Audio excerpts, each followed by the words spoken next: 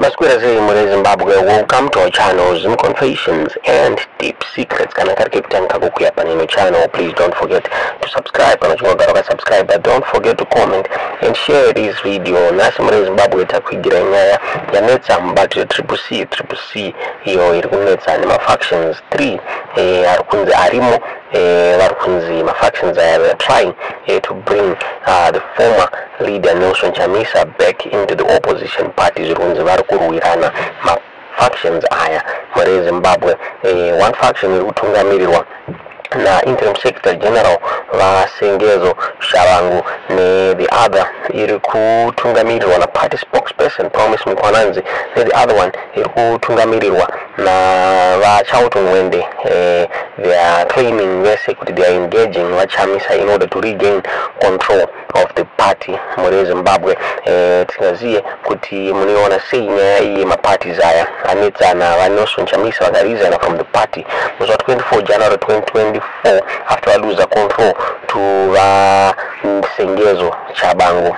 Avairi kola ma party members ma party MPs na councillors triple C va rukurwirwa nema factions iwawa atataura ari matatu muri Zimbabwe. Nyaya yakanetsa yekuresign kwa Nelson Chamisa among ma party leaders are aligned to Shabangu va reclaima ma positions avo angari mu structures MDC ya 2019 anosanganisira vatenda ibiti avana vice president pamwechete na Ushpin Ncube na va Linet Karini Kore na Linet Kore muri Zimbabwe. Vachautu Nonde vakaelectwa as the secretary general during the 2019 congress MDC asiri kushamisa ndechekuti he is not the secretary general kutakuita the secretary general aripo ndivasengezo Shabangu. Vawende vakaclaim pa social media vachitaura ivo vachiti he had a 2-hour conversation with Nelson Chamisa regarding his resignation, but Chamisa vakataura vachiti his decision his decision vachiti is not going to rejoin but the triple C vawende vakataura vachiti he was going to consult vanhu vekuwadzana East to determine my next step.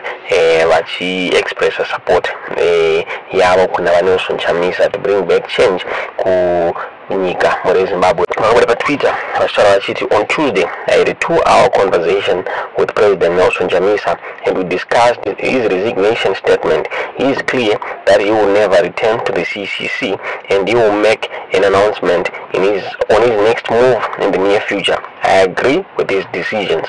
Tomorrow I will begin series of consultations with the people of KwaZulu East so that I can be guided on the next move. President Chamisa remains our best foot forward to bring change in this country. However, Promise Mkwananzi vakadismissa claims avawende vachiva accuser vachitari kunyepa zvaitaura pamusoro pa Nelson Chamisa. Mkwananzi vakataura vachiti he is going to defend Nelson Chamisa as the rightful leader and face of the democratic struggle in Zimbabwe. Interview yavakataura neDaily News vakataura vachiti those who say that they are talking to President Chamisa are lying. Wende is lying. He never spoke to the president. They just want to incorporate Advocate Chamisa to legitimize their alliance with ZANU-PF because they fear the masses. As of us, we are going to defend the gains of the democratic struggle and the face of the democratic struggle, which is Nelson Chamisa. He is the rightful leader of the democratic movement in Zimbabwe, and we will ensure that he remains a leader until we achieve a great Zimbabwe. Ndozvakataurwa na Promise Mkwananzi vachidhonzerana navachautu Nwende. Zvakare Marondera Central MP vaCaston Mateo vari aligned nefaction yaSengezo Shabangu vakabuda vachiconfirma ongoing engagements avanawo navaChamisa vachiti they are trying faction yavo navaShabangu to persuade vaChamisa kuti vadzoke kuzoita the leader webato Triple C. Mateo akamenshena a committee iri kunze kuleadwa na Senator Jameson Timba as the leader in the communications with Nelson Chamisa. Since they are trying, they are in talks with the President Chamisa as the leader of opposition party CCC. As Timba distance from claims abamutetwa muri Zimbabwe. Ndonya tatavigira mzvara nasi amene mumeona sei nyaya iyi kuti achabudirira mafactions aya in bringing back vachamisa kubato Triple C. Ndofuna kutaura kwatiri kuita Nelson Chamisa is planning to form a new political party muri Zimbabwe. Unoitira an interface kuManicaland pa weekend muri Zimbabwe. So tichakusiyai muchimbonzwa speech ya Muchibaya yavakaita kuManicaland muri Zimbabwe.